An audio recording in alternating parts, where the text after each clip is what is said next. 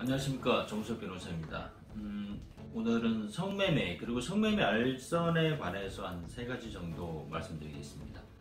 먼저 다 아시겠지만 성매매 하는 사람, 알선을 하는 사람 다 형사처벌이 됩니다. 성매매 한 사람은 1년 이하의 징역이나 300만 원 이하의 벌금, 그리고 성매매 알선을 한 사람은 좀 더 무겁게 처벌이 되는데요. 3년 이하의 징역 또는 3천만 원 이하의 벌금에 처해지게 됩니다. 또 알선을 한 사람은 성매매 알선을 해서 이제 금전적인 이익을 얻게 되는데, 그 이익은 이익 자체를 이제 몰수를 하게 되고, 몰수를 할 수 없으면 이제 추징을 하게 됩니다. 다음으로 성매매 사실을 알면서 한 이 공중전객업자가 성매매 사실을 한다는 걸 알면서 입시를 이 객실에 들어가게끔 이제 허락하는 경우가 있거든요. 이럴 때 모텔 업자와 같은 공중접객업자가 과연 형사처벌 되느냐? 처벌이 됩니다. 왜 그러냐면 성매매 처벌법에는 성매매 장소를 제공하는 행위, 이것도 성매매 알선과 동일하게 봐서 알선 행위와 동일하게 처벌을 하고 있습니다. 그리고 공중접객업자 같은 경우는 이제 접객 허가나 신고를 하고 이제 영업을 하게 되는데, 이렇게 성매매 장소를 제공을 해서 형사처벌을 받게 되면 접객 영업에 대해서도 영업 정지나 아니면 영업 취소 처분을 받게 되는 그런 행정상 불이익까지 받게 됩니다.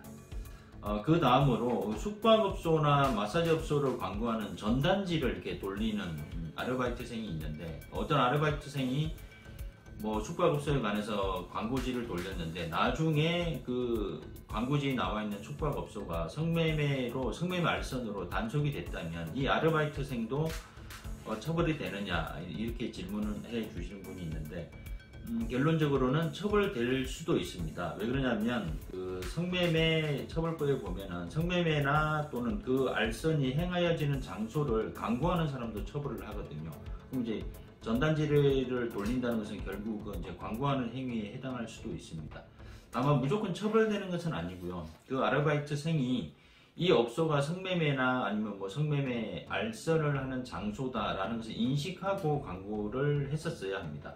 근데 보통은 그냥 단순히 전단지를 돌리는 아르바이트만 했다면 구체적으로 이 업소가 성매매 알선까지 하는 거냐, 거기까지 알았다고는 보기는 어려울 것입니다.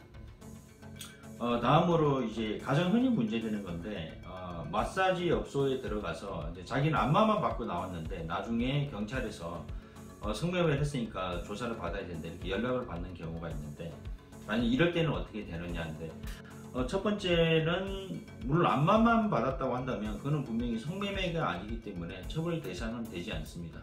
예외적으로 안마하는 과정에서 유사 성행위까지 했다면 처벌은 되겠지만, 그냥 팔다리를 주무는 정도, 이 정도의 안마는 성매매가 아니기 때문에 처벌은 되지 않습니다. 그러면 사실은 이제 그런 이 안마가 행해지는 장소가 사실 밀폐된 장소에서 손님 그리고 그 마사지사 두 사람만 있는 장소에서 이루어지기 때문에 과연 안마만 한 건지 아니면 성매매까지 한 건지 그거는 판단하기는 쉽지는 않거든요.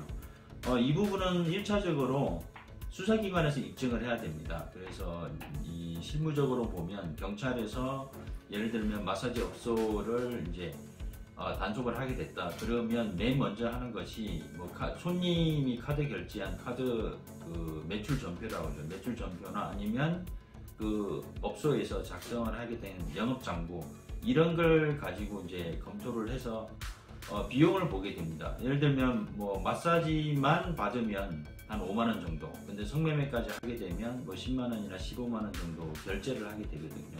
그래서 1차적으로는 그 결제 금액이 마사지 정도에 불과하면 사실 이제 단속에서 제외하는 게 보통인데, 10만 원 이상 결제를 했다 그러면 일단 성매매를 한 것으로 이제 의심을 받게 됩니다. 실제로 이제 경찰 조사를 이제 받게 되면서 성매매 했냐 안 했냐 거기에 대한 다툼이 생길 수 있거든요.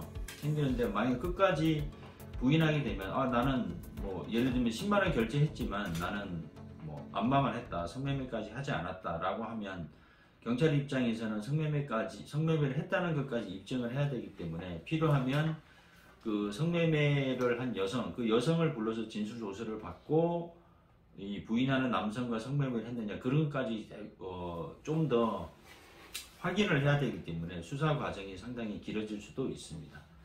네, 오늘 여기까지 말씀드리겠습니다. 감사합니다.